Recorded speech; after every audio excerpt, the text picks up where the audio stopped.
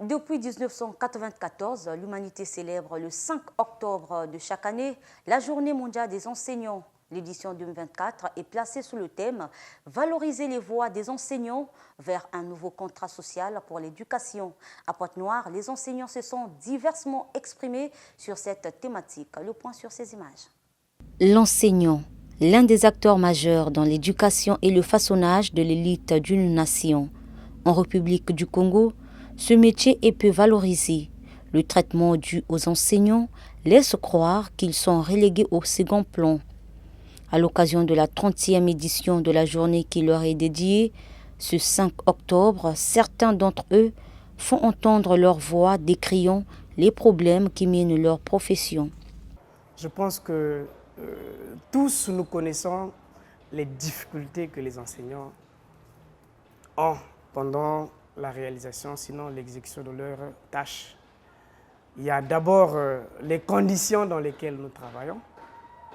Il y a peut-être pour nous, il y a LTG ici. L'année passée, ça a été un grand changement parce qu'on a eu des effectifs quand même à la hauteur de nos salles de classe. Mais sinon, il y a des établissements où vous avez 100, 200 élèves par classe. C'est difficile de contrôler tout le monde.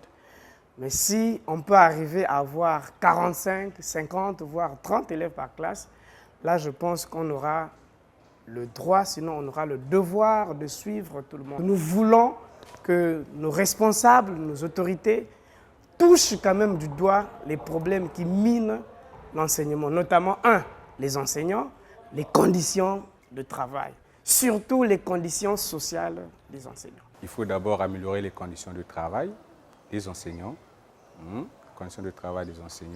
multiplier plus les écoles et intégrer plus des enseignants, parce que sur le terrain, on constate qu'il y a un déficit des enseignants. C'est vrai que le gouvernement a amorcé, il y a très fort longtemps, l'intégration des enseignants, mais on constate qu'il y a toujours un déficit au niveau.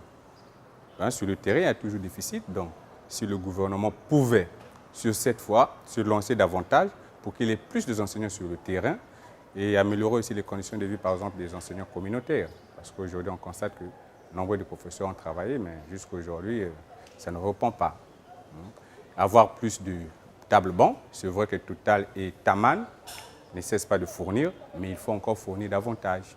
Et puis qu'il y ait un bon suivi. Si l'enseignement est un métier noble, il serait donc impérieux de préserver ces marques de noblesse par l'amélioration des conditions socio-professionnelles de l'enseignant congolais.